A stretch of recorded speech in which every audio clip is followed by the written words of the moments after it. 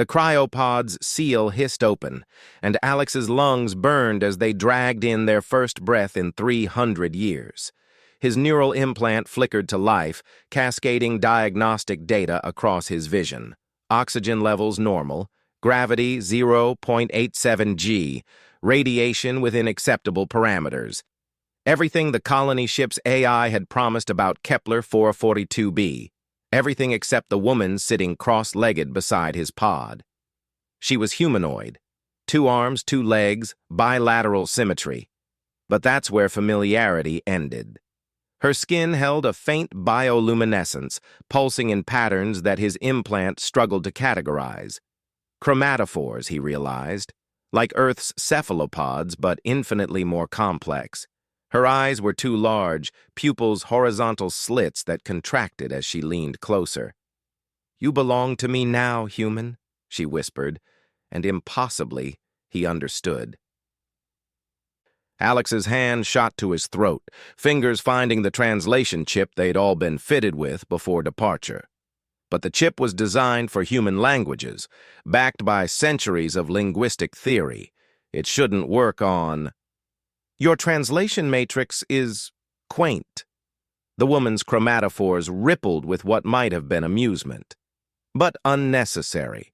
I've been studying your species transmissions for 62 of your years. The mathematics of your language are quite elegant." "Who?" Alex's voice cracked. His implant fed him water content levels, recommending immediate hydration. "Who are you?" "I am Elsa." She pronounced it carefully, each phoneme precise. "Daughter of the Resonance Council, keeper of the Quantum Archives, and as of 47 minutes ago, your designated cultural liaison." Alex sat up slowly, fighting the vertigo that came with 3 centuries of muscle atrophy. Through the pod's transparent canopy, he could see the rest of the colony ship's crew, 200 pods, all still sealed, status lights blinking green. "Why am I awake?" "The mission parameters? Your mission parameters are irrelevant." Elsa stood, and Alex noticed she wore something that might have been clothing, or might have been a living organism, flowing across her form like mercury. "Your ship's AI negotiated your arrival with our network 3 months ago. Standard first contact protocols required a representative sample. You were selected via random generation." "Selected for what?" Elsa's chromatophores flashed a pattern his implant tagged as exasperation, bonding, cultural exchange, what your species quaintly calls diplomatic marriage. Alex's heart rate spiked. His implant offered to release calming endorphins, but he dismissed it. "That's not... We don't practice arranged marriages anymore, and certainly not with species you've never met." Elsa's horizontal pupils narrowed. "Your AI agreed. It analyzed our laws, determined compliance would ensure your colony's survival, and made the logical choice. Really, you should upgrade your decision-making algorithms. They're terribly romantic." "The AI can't consent for me." "Can't it?"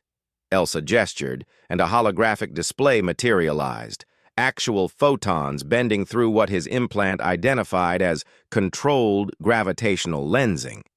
The display showed legal documents written in interlocking spirals that hurt to look at. "Article 17 of your ship's charter grants the AI full authority in first contact scenarios. It signed the bonding contract 6 hours ago." Alex wanted to argue, to rage against the absurdity of waking up engaged to an alien. But his training kicked in. 3 years of preparation, countless simulations, all drilling the same fundamental truth. Flexibility was survival. What does bonding entail? For the first time, Elsa's bioluminescence dimmed. Mutual learning. You teach me the nuances of human culture, the irrational parts your databases can't explain, why you create art about death, why you form emotional attachments to non-sapient organisms, why you ventured 300 light years instead of solving your own planet's ecological collapse. And in return, I ensure your colony survives. Her chromatophores shifted to deep violet. This world hosted 17 different sapient species before my people achieved quantum coherence. 13 of those species are extinct, victims of what you'd call misunderstandings. The Resonance Council doesn't want a 14th. Alex processed this. His implant flagged the word quantum coherence, suggesting multiple interpretations. Your people evolved here? We became here, Elsa corrected. Individual consciousness is limiting. My ancestors discovered how to entangle their neural patterns across quantum states. Now we are singular and plural simultaneously. The Resonance Council is 3 million individuals sharing one distributed consciousness. Then why do you need me? You could just read my mind, extract whatever cultural data you want. Elsa's patterns flickered rapidly. Laughter, his implant suggested, though it flagged the translation as tentative. Information isn't understanding. Your databases contain every word of Shakespeare, but they cannot feel the weight of to be or not to be. I need context, subtext, the spaces between your data. She knelt beside him again, and Alex noticed her hand had 6 fingers, each tipped with what looked like fiber optic filaments. Your species frightens the council. You're individually conscious, yet you cooperate. You're logical, yet you embrace irrationality.